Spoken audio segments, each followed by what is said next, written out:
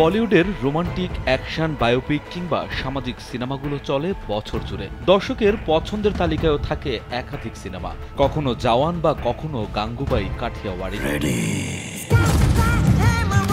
বছর শেষে বলিউডের সবচেয়ে এগিয়ে থাকে অমিতাভ বচ্চন, শাহরুখ খান, আমির খান, সালমান খান ও অক্ষয়ের সিনেমা। তবে বিগত বেশ কিছু বছর ধরে একাধিক নারীকেন্দ্রিক সিনেমা বক্স অফিসে সফল হয়েছে, যেমন আলিয়া ভাটের গাঙ্গুবাই কাথিয়াওয়াড়ি বা রাজি। ব্যাপক প্রশংসিত হয়েছে হালের multi star drama series Heeramandi the diamond বাজার।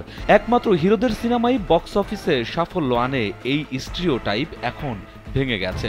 সেলফিন অ্যাপে দেশ বিদেশের যে কোনো জায়গা থেকে অ্যাকাউন্ট খুলতে পারবেন কোনো ঝামেলা ছাড়াই। সেলফিন, আগামীর ব্যাংকিং।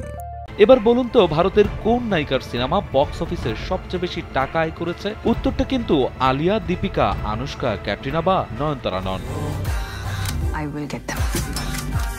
ভারতের ব্যবসা সফল সিনেমার নায়িকাদের নামের মধ্যে কারিনা কাপুর থাকবেন এগিয়ে। এই অভিনেত্রীর কাছে রয়েছে মোট 23টির মতো সুপারহিট সিনেমা। সালমান খানের বিপরীতে কারিনার বজরঙ্গী ভাইজান গোটা বিশ্বে 900 কোটি ও আমির খানের বিপরীতে তার 3 ইডিয়ট গ্লোবালি আয় করেছে প্রায় 460 কোটি ভারতীয় রুপির মতো।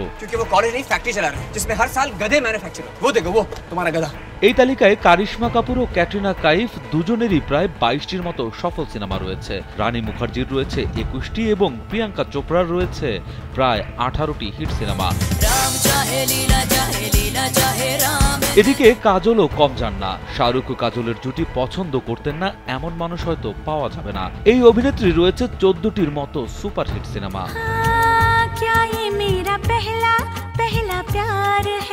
গ্লোবাল বক্স অফিস কালেকশনের দিক থেকে কারিনার পর দীপিকা ও আনুষ্কা শর্মার সিনেমা সর্বাধিক আয়ের দিক দিয়ে এগিয়ে আছে। তবে বক্স অফিস কালেকশনের দিক থেকে পিছিয়ে নেই আলিয়া ভাট, প্রিয়াঙ্কা চোপড়া, ক্যাটরিনা কাইফ, ঐশ্বরিয়া রায় বচ্চন ও নয়নতারাও।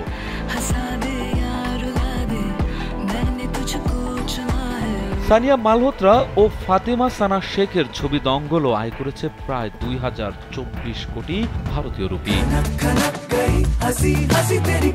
রাজু আহমেদ, কালবেলা।